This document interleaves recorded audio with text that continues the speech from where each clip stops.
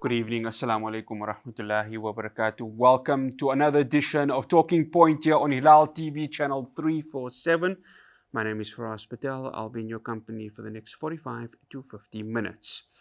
Now, much has been said about how much of an influence the youth has within the African National Congress. If you look at the setup of the ANC Top 7 and most of its NEC, there is, one could say, a lack of many youth within the country. And now we're talking youth, we're not talking, of course, individuals are 40 plus. We're talking between the 20s and the 30s. Now, joining me to discuss how much of a youth influence can the ANC have, amongst other things, I'd like to welcome the political and ideological training head and somebody who was in the branches of the ANC, Mr. Muhammed Choonara. Mr. Choonara, Assalamu alaikum wa rahmatullahi wa barakatuh. Jazakallah so much for joining us. Wa alaikum salam and Jazakallah so much for having me on the platform. No, it's an absolute pleasure. But before I obviously talk more, there is a bit of a speech or a bit that you'd like to make. So for me, Sabwana Unjani, South Africa, Goeie Môre, Assalamu alaikum. For me, as a young leader of the ANC, and as an individual of the ANC that has led within its structures over a time until now, I have taken the responsibility and the duty to announce my bid for the presidency in the next 5 years. So this is the bid of the presidency of the ANC. So to all branches, to zones, to regions, sub-regions, to provinces and national, this is me announcing my bid for the presidency of the African National Congress and moving forward for the state of South Africa. Mr. Choonara, you've made that bid, right? Now, the current ANC, because the way they elect their leaders, they mostly go for older leaders. When I talk of older leaders, we're talking 60 plus.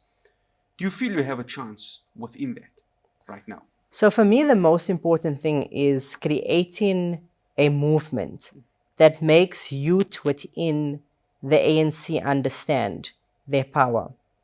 It is also to make them understand that we need to deem when we are ready to lead and not leave it up to certain elders to decide when we are ready to lead. It's about creating a united, unified movement that puts youth first. As young leaders within the ANC, we have capacity and we have skill. And most importantly, we need to ensure that when we speak and how we operate, it has to be in a way that is developmental. And it has to always center the young of this country. Because what we know is that this country is young, this country is black, and this country is female. And our government needs to be representative of those demographics, from the national to the provincial to the local level. And it needs to be a top-down approach. So for me, it's about rallying the youth against and behind, the gatekeeping, and also for the advancement and the development of youth first. You speak of gatekeeping, and I think that's an important point brought up there. Will those in the leadership right now allow for youth like yourself to be in a very important position within the ANC? I ask that because it's clear the trajectory that they move. We've seen that from, of course, the dawn of democracy up until now, that elder leaders lead the way. How can that change? It changes once we as young leaders in the ANC comes together united. Our voice and our power and our leadership can never then be ignored. I've always said that one of the biggest issues within the ANC is the fact that youth sell out other youth for elders. Females sell out other females for males. The rich, the privileged, and the elite uses this to ensure that those that are marginalized sell out each other for their own interests and agendas to the absolute detriment of the majority of South Africans. So for me, the most important thing is to ensure that you dare to try to push the establishment.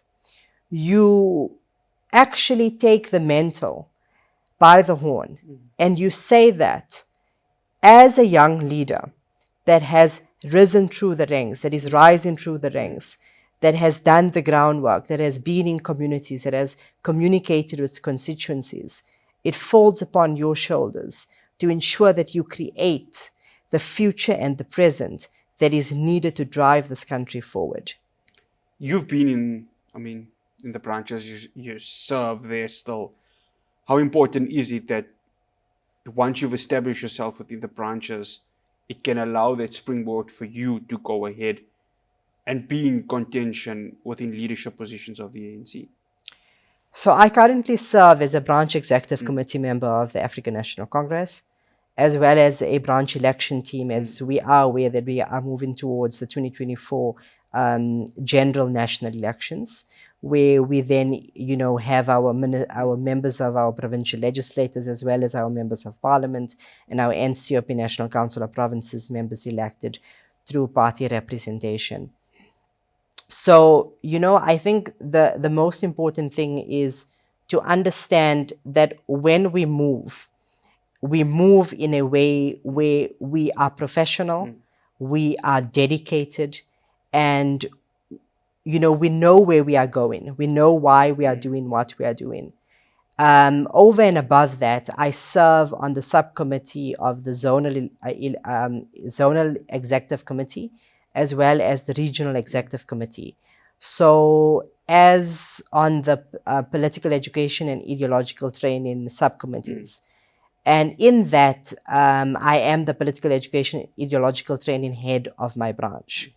So, it is very important, political education, because one needs to be firmly grounded within the history of the ANC, where the ANC came from, how the ANC developed, and where the ANC needs to be. You speak about, obviously, you're part of the political and ideological training head within the organization. We know the roots of the ANC, as you mentioned, the history of the ANC, what it stood for, of course, during the struggle. Would it be fair to say that a lot of the leaders and those who are part of the ANC have maybe lost their way of knowing what it is that the ANC actually stands for? The ANC started off as a leader of society. And this was right at the very beginning, when we as the ANC ushered in some sort of a social democracy. We are still to usher in an economic democracy. And, we were very much rooted within communities and constituencies.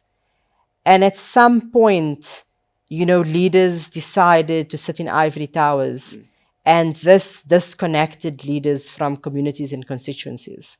And this created a great divide within the elected leadership and the actual communities and constituencies of the Republic of South Africa. And the way to remedy this is, through imbizos, whether it's ministerial imbizos,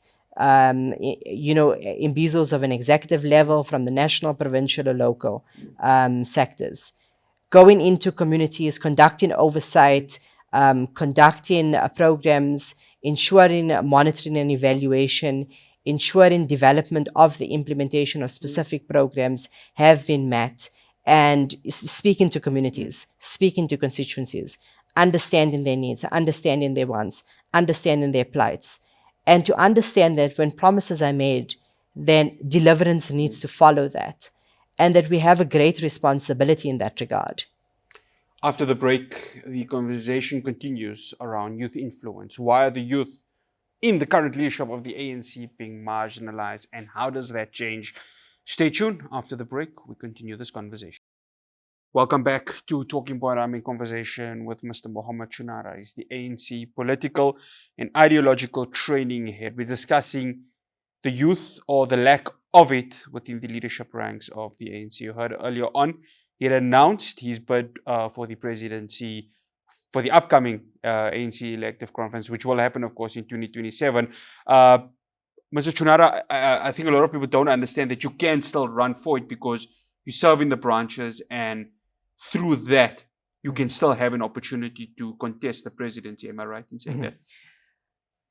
You know, the true power of the ANC lies within branches. And the unfortunate state of the ANC currently is that the vast majority of branches are controlled by brown packets, are controlled by influence of money, are controlled by certain individuals within, whether it's the chairperson or the deputy chairperson or the Nobala or the deputy Nobala or the treasurer. So a Nobala is a secretary of a branch. They are promised deployments or they are promised positions. So in order to, favor a certain faction. And what needs to change is the fact that we need to have integrity within branches. Because we know that without branches, you have no zones. And even though those zones have no executive powers, they are merely there to ensure, smooth operations between basically the branches in the regions, and they are basically like a middleman. But we need to ensure is that when you have branches, branches make up zones. Zones make up regions. Regions make up sub-regions. All of that together makes up provinces, and that's how you have your national leadership. So there is no national leadership without branches. And at the branch level, we need to ensure that it is credibility above reproach. It is about ethics. It is about who is the best of us to lead. Governance requires very technical knowledge and very technical skill. And this is one of the very reasons that I have enrolled again to equip myself, to ensure that as I'm moving forward in the next 5 years, I am not only coming from a perspective of a political background, of a clean governance, a track record of service, but I'm also coming with the prerequisite, adequate technical knowledge and skill. Mr. Choonara, we've seen obviously the Youth League being replaced by the National Youth Task Team of the ANC. Many people would say the Youth League had its golden era around about the 90s, early 2000s, when we had the likes of Julius Malema, who was the president, Ronald Amola as its deputy, and a whole host of youth, as we would consider at the time. Is there a sense of a lost soul within the youth of the ANC because it doesn't have that youth league? Because when everyone spoke about the youth league, you spoke about a movement that really served the interests of the younger people. For me, the thing is this, and I don't think the youth league has ever been truly independent. Had the youth league, and this is not just the youth league, this is the women's league and the veterans league. I don't think any one of them has ever been truly independent from the mother body of the African National Congress.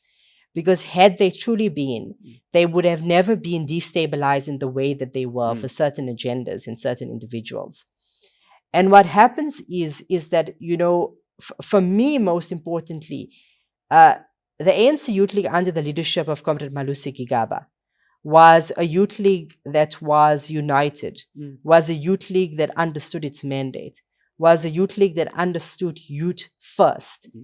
And, for me, it was very much a youth league with, the least to actual no influence from the higher body of the African National Congress.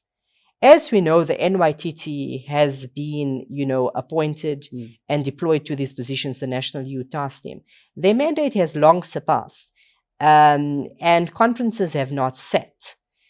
The very most important thing is that moving to conference, we need to elect leadership that are unapologetic, that are resolute, that are individuals of integrity, that are individuals that no matter, the promises of promotion or the promises of title or the promises of any deployment, These are individuals that will do what is necessary for the youth of this country, because it has to be a holistic approach. When you as a youth are in an executive position, you need to open the way for other credible youth to enter the space, and you need to develop from there. Because what needs to happen is a total youth takeover. And we need to ensure is that we need to have at least a 60% plus one representation in all sectors of the ANC and government. Mr. Choonara, you're coming in obviously with your bid for the presidency. What would you bring that is different to the current leadership? Because we've seen what the country is going through, and those who still believe that the ANC is the right political party to lead this country. You come in as a youth, someone who's in their 20s, with all these ambitions. What do you bring that's different to what the current leadership sitting in Luthuli House has right now? For me, I've always believed in a government of technocracy. And I've always believed that technocrats of the highest level needs to run the country from the top down. So when you have a president, a deputy president, when you have what we did have as the top six, so the Secretary General, the Deputy Secretary General, we now have a second Deputy Secretary General, the National Chairperson, the Treasurer General. And then you have your ministers, you have your deputy ministers. Then you have, your COOs, your executive leadership on a national level, your heads of boards on the national level. Then you move to your provinces. You have your premiers, the members of the executive council. You move to local governance, your mayors, your members of your mayoral committee, and your executives on all the levels, whether it's national, provincial, or local. The important part is that when individuals are given responsibilities of a portfolio, those individuals have to have the technical skill, the technical knowledge, the technical qualification for that specific portfolio they're being deployed to. It cannot be a blind cadre deployment. It has to be a deployment of cadres that has the technical knowledge, but also they have a complete incorruptibility, where they cannot be corrupted for personal gain, but also they need to ensure that they have integrity above reproach. And this will be at the very core of my administration, because we need to understand that when we are as young leaders within the ANC, we need to bring solution-orientated approaches to governance. And governance requires hands-on approaches. It requires individuals that have these technical knowledge and skills, that goes into communities, that engages with constituencies, and that understands how we need to move this country forward. You speak of cadre deployment, and that's the one thing a lot of the citizens of South Africa complain about, because, hey, I'm going to give my friend a position because he is my friend, and obviously through whatever money is made, we can help with each other, and that's how corruption spreads. How do you make sure that the cadre deployment, because it is part and parcel of the ANC constitution, is done in a way, as you say, incorruptible, and number two, it's the right person for the right position? Look, cadre deployment is a fantastic model, but blind cadre deployment is the problem. And the problem is when individuals are deployed to certain aspects of governance, key strategic positions of governance, to serve the interests of their masters, of those that have appointed them, because they know these people can be controlled. That is the issue. The issue is not cadre deployment. Cadre deployment can work fantastically well, and it has in the past. I mean, we have individuals such as our Finance Minister Trevor Manuel, who, in my opinion, was definitely one of the best, most experienced, most qualified members of not just Parliament, but of the cabinet that we ever had. So it's honestly ensuring that when we move forward and when deployments are given out, it's on merit. After the break, we continue the conversation. We speak around SOEs. How can that challenge be dealt with, especially with regards to ESCOM and the current load shedding. Do stay tuned. Welcome back to Talking Point. I'm in conversation with Mr. Muhammed Choonara. He's the political and ideological training head for the ANC. Mr. Choonara, before we talk about SOE's important point, I mean, both you and I are born Indian Muslims, both South African citizens. The concern a lot of people have raised is when you look at the current NEC list, there isn't a single Indian nor a single Muslim in the NEC list. Is that a cause of concern, especially heading into an election year where you want to attract more voters of different colors, but also this is the ANC that was built and its democracy won through non-racialism and a diverse organization? You know, for me, I have come across a certain narrative ever since the election of Ramaphosa as ANC president and subsequently as state president. This narrative within the ANC that has festered an anti-Muslim Indian narrative. And I myself have been attacked on multiple, platforms and positions on the fact that I am an individual who's not just a Muslim by name, but a Muslim by practice. And what we are seeing is that a certain pushback within the New Dawn faction, the Cyril Ramaphosa faction, are against Muslims of actual practice. And this has basically come into fruition where you can see within the current NEC, the elected leadership of the NEC, there is not a single Muslim Indian represented. In fact, our representation is via a co-option. And that too was only after I had raised it at the national office bearers level. So for me, it comes down to understanding that we as Muslim Indians within this country, we have earned our rightful place at the level of the NEC, in fact, the NWC as well. I mean, we have individuals such as Uncle Keti Katrada. We have individuals such as the life loss of Ahmed Timol, individuals such as Auntie Amina Kachelia, and, so many others. And for me, it's an indictment on the ANC as itself. The fact that as Muslim Indians, we have been excluded from the highest decision-making body of the African National Congress between conferences.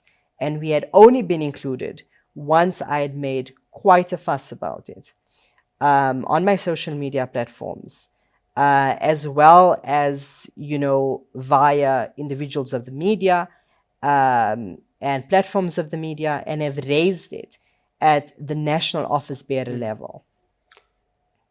I mean, we talk of previous administrations. We had the likes of both Farhaaz, Mr. Farhaaz, Isopen, Aziz, so many others. So how can that narrative be changed? How can there be a more inclusive NEC given the current one that is there right now? What we need to see is more active, not just participation, but an active vocal voice to say that we have earned our place at the table and we are here to stay. We are not going to accept anything less than that. It comes down to understanding the history of the ANC. It comes down to understanding where the ANC has come from, how the ANC has, developed into where we are today and where we need to be. And it's understanding that, we have so much of individuals in the past, in the present, moving into the future, like the Pahads, like the Kachelias, like the Katradas, like Timol, like, Comrade Fawzia Peer, who is now co-opted onto the ANC NEC. Individuals with great skill, individuals of great qualification, individuals of, integrity above reproach. And we need to always understand that we as Muslim Indians, we need to be at the very forefront of leadership. And we need to never remain silent when there are these elements of having us excluded from the highest decision-making body. But not only from that, but from key strategic positions of authority and power, from ministries, from deputy ministries, from premierships, from members of the executive council, from mayorships, from members of the mayoral committee, and so on and so forth. Let's talk SOEs, Mr. Choonara. The one I want to obviously speak about is, I'm sure you would know, ESCOM. How does that get fixed? Because we've heard from the ESCOM leadership, load shedding is going to be with us for quite some time. There's conflicting views about the ANC's position on it, because obviously you've got two departments, mineral resources and energy, you've got public enterprises, and then we saw a couple of weeks ago during his State of the Nation address, President Ramaphosa saying a Minister of Electricity. I mean, all of that is all good and well, but how does that get solved from an ANC perspective? And what is the way forward with regards to that? When it comes to ESCOM, we need to understand that energy security ties directly to state security. And we can never be put in a position where we are being pressured to privatize the energy sector. Because when the energy sector is privatized and it is in the hands of private ownership, this then puts private owners in the power seat to hold the country and the ANC to ransom as and when they see fit. You know, the sad reality of deliberate sabotage against state-owned entities for means of profit and privatization is something that, we as leaders of the ANC, as leaders of community, as leaders of society, we must oppose. And we must ensure that also, the West, the Americas, the Europeans, they do not have the right to tell us when we need to make the transition to green energy. When, in fact, we as an entire continent does not even contribute to 5% of total greenhouse emissions and, gases and stuff like that. So we need to understand that, for me, coal will always be king. And as a development of our people, and we need to ensure that we are a developmental state. And our development is through energy security. I have always remained clear on when Ubaba was in power and, the nuclear deal was brought into the question with Russia. I've always supported it, and I will continue to support it. I will continue to support nuclear energy for this country. I will continue to support coal energy for this country. I will continue to ensure that our sovereignty, above all else, is secure. Does the current leadership have the stomach for that? Because we've heard Gwede Mantashe, a comrade of yours, speaking about coal, and one could understand that obviously there's a community within World Bank that needs to keep them stable economically and socially, to have the coal still being there. But then you're getting pushbacks from other sections within another department, all part of the ANC. So one's going this way, one's going that way. If that's the case, then should citizens be concerned that you've got different, how do I call it this way, different areas within different departments of the same cabinet pushing different ideologies? You see, it comes down to the understanding and the rationalization that profit needs to be at the very bottom of the list. At the very top, it has to be the development of our people and the sovereignty of our borders.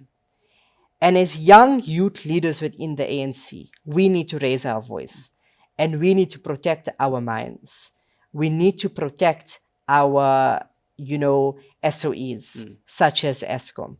not just ESCOM, but we look at SAA, we look at Denel, we look at the state of our postal services as well.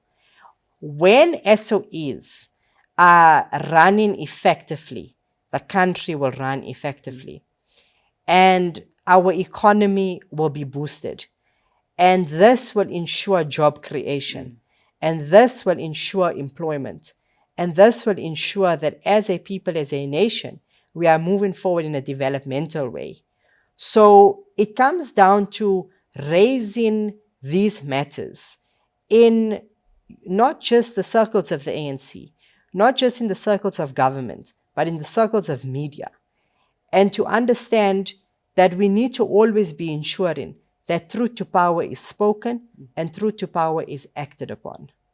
After the break, we conclude the conversation with Mr. Muhammed Choonara. We'll be talking about the ANC and does it still have the faith of the citizens of the country. Do stay tuned. Welcome back to Talking Point. We are wrapping up our conversation with Mr. Muhammed Choonara, the ANC and Ideological Training Head. Mr. Choonara, given what has happened over the last few years, given modern technology, it's clear that when you look at polls and you look at voter activity, the ANC is losing ground. And you mentioned obviously that leaders, the ANC leaders, have probably lost touch with what's happening on the ground with the people, especially poor and marginalized people. Are the ANC at risk of losing the 2024 elections as it stands, given that they are not dealing with the challenges, especially service delivery, and I'm talking about the current ANC leadership? There has to be a great change that needs to come along. And this needs to start at local governance. What we know as professionals, as academics, as executives, is that when local government works, your country as a nation on a provincial and national level works. Municipalities need to function optimally, efficiently, and effectively. And this only happens with the right, most qualified, most skilled mayors and mayoral committees and individuals within their offices that are deployed to executive levels that are adequately skilled on the portfolios that they are given. So we need to be seeing appointments being made at the local level first in these key strategic areas of importance. And then we need to move to our provinces and nationally. We need to have individuals of integrity, individuals of skill, individuals of incorruptibility, individuals whose, reputation and character is above reproach. Individuals where we know where they've come from, we know what they've done, we know what they stand for. They are never on the fence. They are never afraid to speak and to act on what is required to move our country forward as a nation.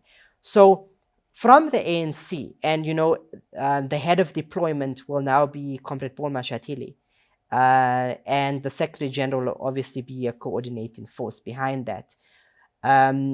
Deployments now need to take an approach of merit.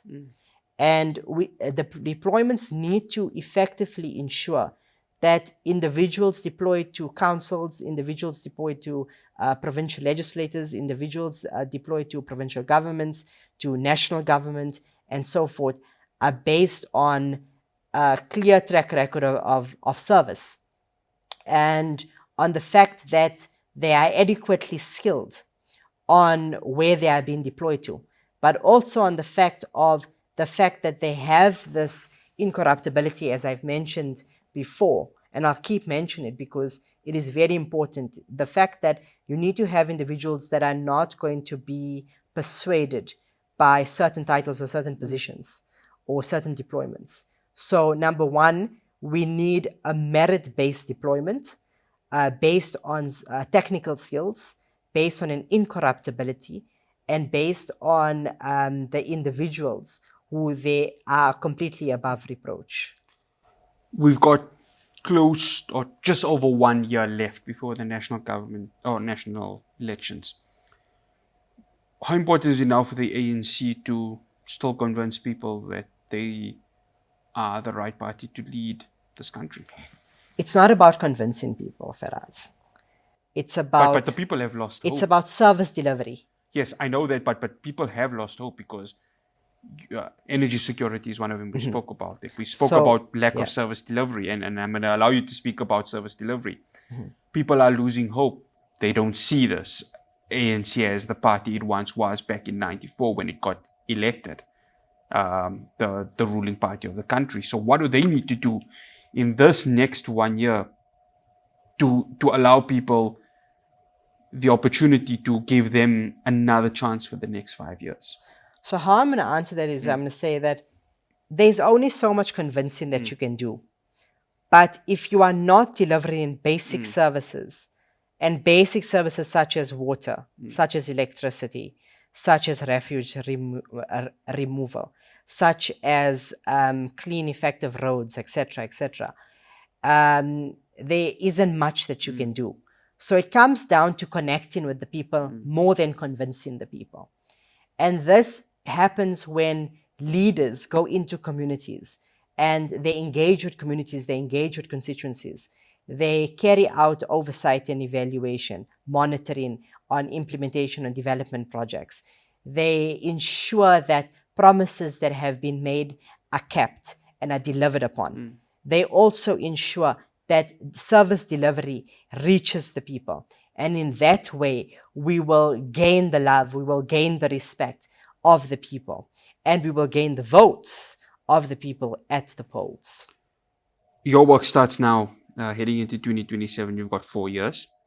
What are you going to be doing as a youth leader? Because we see that ANC leaders heading into elective conferences will go, and sometimes the sad reality of giving food parcels, which sometimes people don't want. They just want to see service delivery. So what are you going to do that's different from the current leadership come the 2027 ANC elective conference for the branches and the zonal committees to put their trust in you, that as a youth leader who's going to be in his 30s come 2027 can lead the African National Congress? Comrades who know me know me. And even those who don't know me on a personal level know that I am a comrade who is incorruptible. They know that no matter what I am offered to remain silent on the truth, I will never do it. Because it comes at the expense of the people and the nation. And the most important thing is to inspire by leading by an example. And it's what I have done for the last decade plus. And it's what I will remain doing. I will remain leading from the front.